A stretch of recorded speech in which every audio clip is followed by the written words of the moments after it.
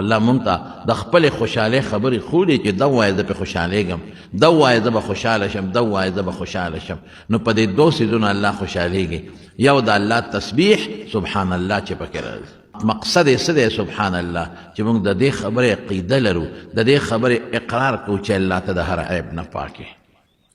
نو چې ته ما ته ووایې چې ګورې تا کې څه عیب نشته، اگر چې زه د عیبونو ډک یم نو زه به خوشحالېږم که نه به خوشحالېږم. چې د تا ته ووایم چې یاره څونه ښکلې تا کې عیب نشته، څومره ښه وجود دی دی، تا کې عیب نشته، څومره ښکلی علم دی دی، د علم عیب نقصان هم تا کې نشته، سره د دې چې دا هر څه ناقص دي، ته به خوشحالېږې که نه؟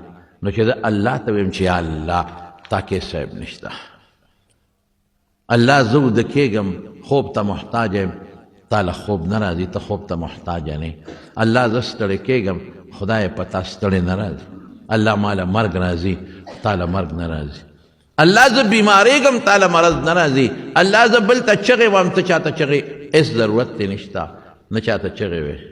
د ټول قدرت طاقت مالک پروردګاره ته. الله زه ښځې ته محتاج یم، ستا ښځې ته حاجت نشته.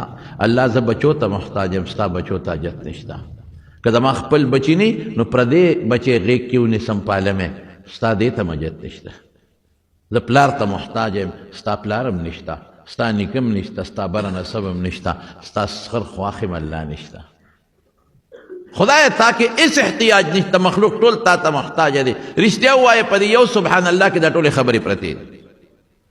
چې ته یو ځل سبحان الله وایې دا ټولې خبرې پرتې دي. الله ته د شریک نه پاکې، تا له شریک نشته.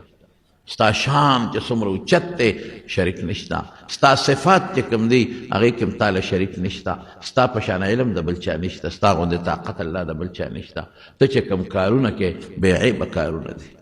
زه چې کار کوم خامخا نقصان به پکې وي. دا سپومۍ نور دې له چکرې ورکړي دي، دا ستوري او دا کائنات پروردګار. رښتیا ووایه دا د خدای حقیقي صفتونه د رب العالمین. نو چې ته په دې اقرار کې چې تا کې عیب هېڅ نشته نو په دې به الله خوشحالېږي که به نه خوشحالېږي. ټول هغه څیزونه چې الله له مناسب نه دي ټول ختم.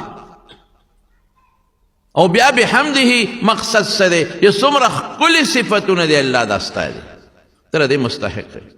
د ټولو نه لوی صفت وجود دی. خدایا زما څه وجود دی؟ مخکې نوم وروسته به بیا وجود ختمیږي. ستا وجود ازلي ابدي دی، ختمېدو والا نه دی. زما به څه علم وي؟ د دې دیوال نه پورې غاړه زما نظر نه لګي. چې کوم ځای پورې نظر لګي هغه هم ناقص علم. یو شی راته دوه دوه ښکاري. خدای ستا په هر ځای کې نظر دی، ستا په هر شي نظر دی پروردګار. په ځمکه کې دننه چې زمیندار کم تخمونه اونولي ده ته یې پته نه لګي چې هغه غنم کم ځای پروت دی. پروردګاره تا ته یو دانه معلومه ده. ولا حبة فی ظلم، د ځمکې تیارو کې دانې او هغه پاڼې چې د اونو نه غورځېږي خدای تا ته معلومې دي. کم نری نری تخمونه د شړشم او د دې کبل او د دربو چې په دې ځمکه کې پراته دي، په خدای قسم الله ته یو معلوم دی. په دریاب کې دننه چې کوم حیوانات دي الله پیدا کړي دي الله ته د هغې علم دی. په دې فضا کې چې کوم مخلوقات دي د الله په دې ټول هر څه علم. په مخکې، په وروستو، په جنت، په دوزخ، په قبر، په قیامت، په دې هر څه د خدای علم. خدای ته ډېر لوی قادر یې.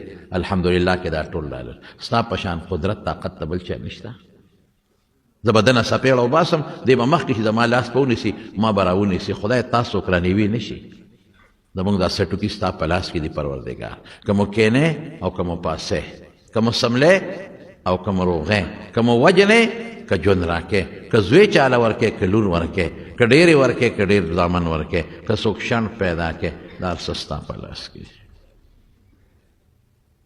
دا الله لیدل، دا الله اورېدل، دا الله خبرې، دا د خدای صفتونه دي.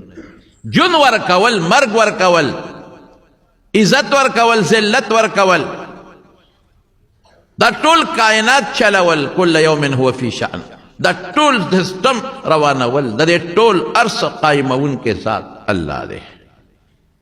د خدای ټول ښکلي صفتونه په دې یو رکوټي ټکي کې رالل چې بحمده دی. العظیم، خدایا ډېر لوی یې نو په شان کې، شان دې ډېر لوی دی. دومره د بل چا شان لوی نشته هېڅ چا. العظیم خدای د صفاتو په اعتبار ډېر عظمت لري. العظیم خدای د افعال او د کارونو په بنیاد ستا شان بل څوک نشي کولی.